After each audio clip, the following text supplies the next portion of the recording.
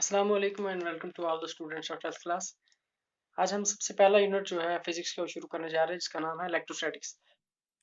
Electrostatics पढ़ने से पहले आपको पता होना चाहिए कि इलेक्ट्रोस्टैटिक्स आया कहाँ से। इलेक्ट्रोस्टैटिक असल में इलेक्ट्रोमैग्नेटिज्म एक बहुत बड़ा टॉपिक है फिजिक्स के अंदर, उसकी एक ब्रांच है इलेक्ट्रोस्टैटिक्स। इलेक्ट्रोस्टैटिक के अंदर हम रेस्ट वाले चार्जेस की स्टडी करते हैं। इसके अलावा काफ़ी सारे फिनोमिनल्स और लॉज पढ़ते हैं जिनमें गास लॉ और इसके अलावा कैपेसिटर्स, टाइप्स ऑफ कैपेसिटर जैसे पैरेलल प्लेट कैपेसिटर हो गया, इलेक्ट्रिक फील्ड हो गया, इलेक्ट्रिक डाइपोल हो गया, इलेक्ट्रिक क्वाड्रपोल हो गया और काफ़ी सारे और फिनोमिनल्स जो हैं और उन पे बेस्ड प्रॉब्लम्स जो है, न्यूमेरिकल प्रॉब्लम्स जो है वो भी हम इसी इलेक्ट्रोस्टैटिक वाले यूनिट के अंदर ही पढ़ेंगे। तो इलेक्ट्रोमैग्नेटिज्म का जो दूसरी टाइप है वो है इलेक्ट्रोडायनेमिक्स। तो इलेक्ट्रोडायनेमिक्स असल में जो है वो चार्जेस एट इन मोशन जो है उसको पढ़ने को बोलती है। और इसके अंदर जैसे इलेक्ट्रिक करंट हो गया, इलेक्ट्रोमैग्नेटिक इंडक्शन हो गया, अल्टरनेटिंग करंट हो गया, इलेक्ट्रोमोटिव फोर्स हो गया, ड्रिफ्ट वेलोसिटी हो गया, रेजिस्टेंस हो गया, कंडक्टेंस हो गया और भी काफ़ी सारे फिनोमिनस और उन पर बेस्ड प्रॉब्लम्स हम जो है इलेक्ट्रोडायनेमिक्स यानी करंट एंड इलेक्ट्रिसिटी जो आपका सेकंड यूनिट है हम उसमें पढ़ेंगे। फिलहाल जो हमारा यूनिट है वो है इलेक्ट्रोस्टैटिक्स। तो हम इसको ही सबसे पहले पढ़ते हैं, इसी को ही टॉपिक बना के इसी की डेफिनेशन देखते हैं क्या होती है। The branch of physics which deals with the study of charges at rest, वो वाली ब्रांच फिजिक्स की जो रेस्ट वाले चार्जेस की स्टडी करती है। The force between the static charges, जो फोर्स उन स्टैटिक चार्जेस के बीच में अकर होती है उसको स्टडी करती है। उसके बाद फील्ड्स जो होते हैं उनमें बनते हैं, उन चार्जेस के बीच में जो फील्ड्स बनते हैं उनको स्टडी करती है। And potentials due to these charges, और जो पोटेंशियल इन चार्जेस की वजह से, स्टैटिक चार्जेस की वजह से पैदा होते हैं उनको स्टडी करती है। उस ब्रांच को क्या कहते हैं, इज कॉल्ड एज इलेक्ट्रोस्टैटिक्स या इलेक्ट्रोस्टैटिक्स कहते हैं, या इसका एक और नाम है स्टैटिक इलेक्ट्रिसिटी, मतलब रेस्ट वाली इलेक्ट्रिसिटी ये भी कह सकते हैं, या एक और नाम है वो है फ्रिक्शनल इलेक्ट्रिसिटी या फ्रिक्शनल इलेक्ट्रिसिटी भी कह सकते हैं इसे। अब है आगे जो हमारा सारा मसला इसमें घूमता है वो है आपका चार्ज के ऊपर घूमता है कि हम चार्ज को ही स्टडी करते हैं, लेकिन वो वाले चार्ज कौन से होते हैं जो रेस्ट पे होते हैं उसको स्टडी करते हैं मतलब इस वाले इलेक्ट्रिसिटी वाले यूनिट के अंदर। अब चार्ज क्या होता है उसको देख लेते हैं पहले। चार्ज असल में एक इंट्रिंसिक प्रॉपर्टी, इंट्रिंसिक मीन्स के एक बेसिक या फंडामेंटल प्रॉपर्टी है जिसको आप उससे अंदर जाके आप उसको डिफाइन ना कर पाओ कि ये क्या चीज है, जो जिसको आप जाती बोलते हो या कुदरती या जो पहले से उसके साथ जुड़ी हुई है। जैसे आप मास बोलते हो तो मास को आप सिंपली आप उसको बोलोगे कि ये क्वांटिटी या matter content in a body, उसको आप बोलोगे कि ये मास है। तो जिस तरह से मास है उसी तरह से चार्ज भी एक इंट्रिंसिक प्रॉपर्टी है। तो अब चार्ज की कुछ डेफिनेशन है वो देखते हैं। क्या charge is something possessed by material objects that makes it possible for them to exert electrical force and to respond electrical force।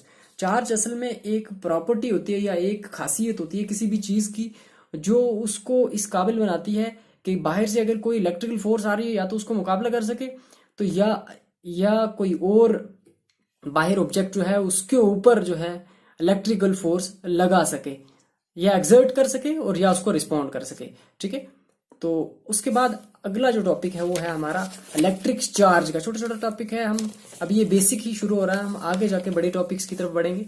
Electric charge जो है वो क्या होता है। अब इलेक्ट्रिक चार्ज क्या होता है, the property of electron which gives rise to electric force between two electrons is called as electric charge. वो वाली प्रॉपर्टी इलेक्ट्रॉन्स की जो बढ़ावा देती है किस चीज को, इलेक्ट्रिक फोर्स को, दो किसी भी इलेक्ट्रॉन्स के बीच में, उसको क्या बोलते हैं, इलेक्ट्रिक चार्ज। और ये पहले भी आप जानते होंगे कि इसको क्यू से डिनोट किया जाता है, कैपिटल क्यू या स्मॉल क्यू। हम काफी सारे एग्जांपल्स आगे जो करेंगे या पढ़ोगे आप उसमें आप इसको स्मॉल क्यू से भी डिनोट करोगे या कहीं आप इसको कैपिटल क्यू से भी डिनोट कर सकते हैं। और इसका ऐसा यूनिट जो है चार्ज का पहले से पता आपको, इसको कूलम होता है और जिसको आप सी से डिनोट करते हो, और ये एक स्केलर क्वांटिटी है, मतलब कि इसकी डायरेक्शन नहीं होती है। ठीक है, उसके बाद जो हमारा आगे वाला टॉपिक है वो है कि चार्ज की टाइप्स कितनी होती हैं। आगे वाला हमारा टॉपिक है चार्ज की टाइप्स कितनी होती हैं। चार्ज की टाइप्स आप पहले से जानते हैं कि एक पॉजिटिव चार्ज होता है और एक नेगेटिव चार्ज होता है, यही दो टाइप्स होती हैं। अब इनकी प्रॉपर्टीज क्या होती हैं?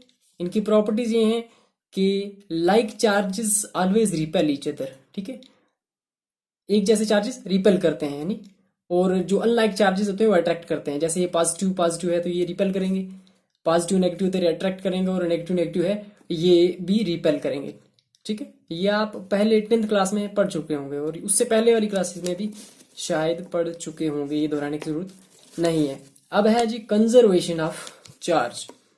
चार्ज की कंजर्वेशन क्या है और कैसे होती है? जैसे आपने पहले आप ही लॉ पढ़ा था कंजर्वेशन का, एनर्जी के कंजर्व होने का, उसी तरह से चार्ज भी कंजर्व होता है। उसका वो कैसे होता है वो देखते हैं। Charge can neither be created nor be destroyed but can only be transferred.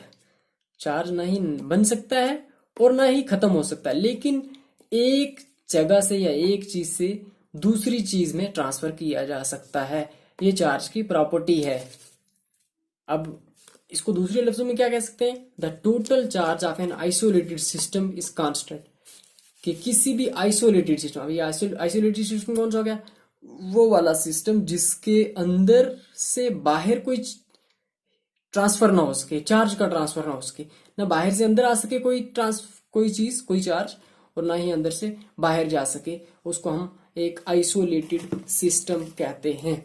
जैसे हमारे पास ये एक एग्जांपल दी गई है कि ये हमारे पास एक सिस्टम है, इसकी पहली पोजीशन है, इसमें उसमें आपको पहले नंबर पे पॉजिटिव के 3 कूलम वाला एक चार्ज दिया है। उस मतलब पूरा सिस्टम है, इसके अंदर 3 चार्जेस पड़े हैं, एक 3 कूलम वाला प्लस वाला, दूसरा 4 वाला, और तीसरा -2 कूलम है, ठीक है। अब ये वाली जो बाउंड्री है इसको आइसोलेट कर रही है। इसके अंदर अंदर जितनी भी चेंजिंग होनी हो तो वो हो सकती है, लेकिन इससे बाहर से कोई चीज अंदर नहीं आ सकती। ये इसकी पहली पोजीशन है, इस सिस्टम आइसोलेटेड सिस्टम की पहली पोजीशन है। सेकंड पोजीशन पे जब इसको गया, इसको चलो सपोज कि हमने इसको हिलाया, इस पूरे आइसोलेटेड सिस्टम को, अब बाहर से कोई चेंजिंग तो नहीं होगी, लेकिन ये इनमें आपस में इंटरेक्शन जरूर होगी। उस इंटरेक्शन के चलते सपोज ये जो है ये वाला चार्ज मुझे नहीं बताया हुआ, सपोज ये चार्ज प्लस के 3 कूलम बन जाते हैं और ये भी प्लस के 3 कूलम वाला बन जाता है, और मुझे अब ये पूछा जा रहा है कि बताओ ये वाला चार्ज जो होगा ये कितना होगा, ठीक है।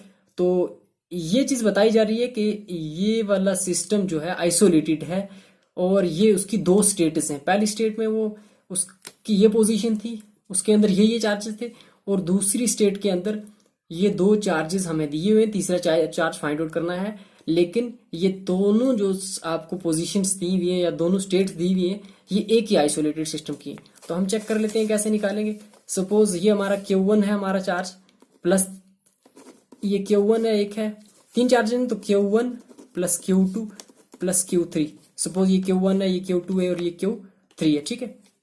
क्योंकि आइसोलेटेड है, और ये ऊपर बोल रहा है कंजर्वेशन वाला लॉ क्या बोल रहा है कि ट्रांसफर हो सकता है लेकिन क्रिएट और डिस्ट्रॉय नहीं हो सकता, मतलब कंजर्व रहेगा।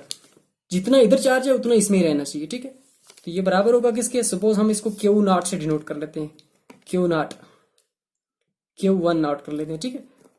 और ये Q2, ठीक है, और प्लस इसको Q3 कर लेते हैं। ये वाला हमारा कितना है जी? प्लस के 3 कूलम है। दूसरे वाला कितना है जी?